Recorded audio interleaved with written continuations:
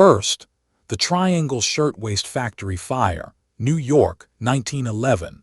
On March 25, 1911, more than 700 people were working inside the Triangle Shirtwaist Factory in Manhattan. Most were young immigrant women. It was late afternoon when a fire broke out inside the factory.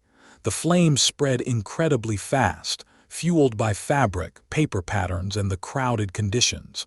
Workers suddenly had only minutes to escape. Some ran toward the stairs. Some tried the elevators. Others headed for the fire escape. But many workers on the upper floors discovered that a stairway door was locked. The fire escape was also unable to provide a safe escape. And the firefighters outside had another problem. Their ladders couldn't reach the upper floors. Within minutes, the upper stories were engulfed in flames. Workers were trapped above the fire with almost nowhere to go. Some tried to escape through the windows. Others were caught inside the burning building. The fire was extinguished quickly. But 146 workers were dead. What made the disaster even more horrifying was how ordinary the day had been only minutes earlier. These people hadn't entered a battlefield. They had entered a clothing factory. The tragedy shocked New York and helped lead to major changes in factory safety, fire protection, and labor regulations. Because after Triangle, it became much harder to argue that dangerous working conditions were simply part of the job. Second, the Monongah mine disaster, West Virginia, 1907. On December 6, 1907, hundreds of miners entered the Monongah coal mines for another day underground. The mine was enormous. Workers were surrounded by coal, machinery, underground passages, and dangerous gases. Then something went catastrophically wrong. A massive explosion ripped through the mine. The blast traveled through the underground workings, destroying equipment and filling passages with deadly gases. Workers underground had almost no chance to understand what was happening. For rescuers outside, reaching them was incredibly difficult. The official death toll was 361 people. It became the deadliest mining disaster in West Virginia history. But the horror didn't end with the explosion. Rescuers had to enter a mine that could still contain toxic gases and unstable conditions. Families gathered outside, waiting for news. Some miners were found alive. Many others were not.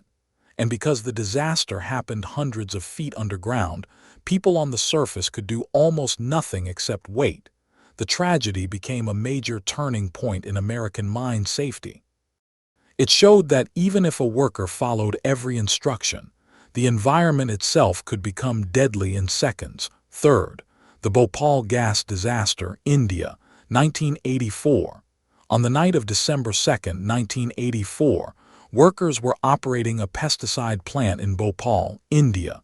Inside the facility was methyl isocyanate, a highly toxic chemical used in pesticide production. Then a dangerous chemical reaction began inside one of the storage tanks. Pressure and temperature started rising, and eventually, a huge amount of toxic gas escaped from the plant. The gas didn't stay inside the factory. It spread into nearby neighborhoods. People woke up coughing. Their eyes burned. Many struggled to breathe. And there was almost no way to see the danger coming. There was no collapsing wall, no giant fireball. The poison was simply moving through the air. Workers inside the plant were exposed. So were thousands of people living nearby.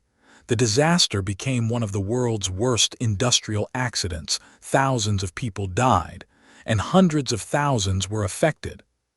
And Bhopal demonstrated something that makes chemical disasters uniquely terrifying. You can run away from a fire. You can see a collapsing building. But when the danger itself is invisible, you may not even know you're in danger until it is already too late. Fourth, the Rana Plaza collapse, Bangladesh, 2013. On April 24, 2013, thousands of workers entered Rana Plaza in Dhaka, Bangladesh. The 8-story building housed several garment factories, but there had already been a warning. Cracks had appeared in the building the day before. workers knew something was wrong. Yet the factories reopened. Then, shortly after the workday began, the building collapsed. 8 stories of concrete and steel came down almost at once. Workers were buried beneath the rubble. Some were trapped in tiny spaces between slabs of concrete. Some survived for hours, waiting for rescuers to reach them, and rescuers faced an enormous challenge. Every piece of debris had to be moved carefully. Removing one section too quickly could cause another collapse. The final death toll was more than 1,100 workers, with more than 2,500 people injured. Rana Plaza became one of the worst industrial disasters in modern history. And once again, the warning signs had come first. The cracks were already there. The danger had been noticed. But the workers still entered the building. After the collapse, major efforts were launched to inspect factories and improve structural, electrical, and fire safety in Bangladesh's garment industry.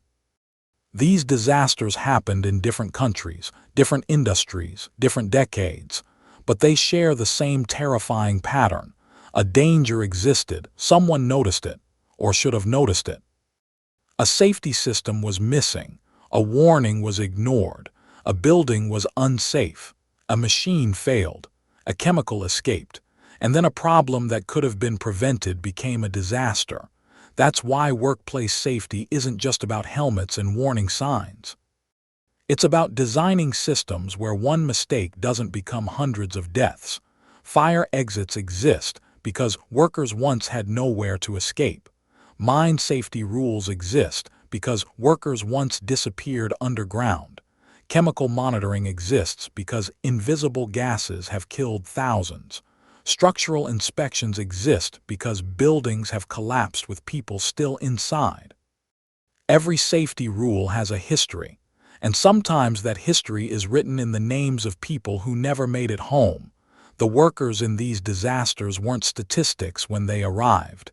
They were parents, children, friends, co-workers. People who thought they were simply going to work. And perhaps that's the most important lesson. A workplace disaster doesn't begin when the building collapses, or when the fire starts, or when the gas escapes.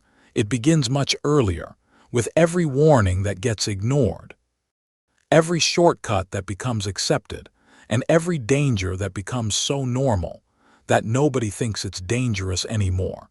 Because the safest workplace isn't one where nothing can go wrong. It's one where, when something does, people still have a way out. If you want to see more videos like this, check out this one. See you there.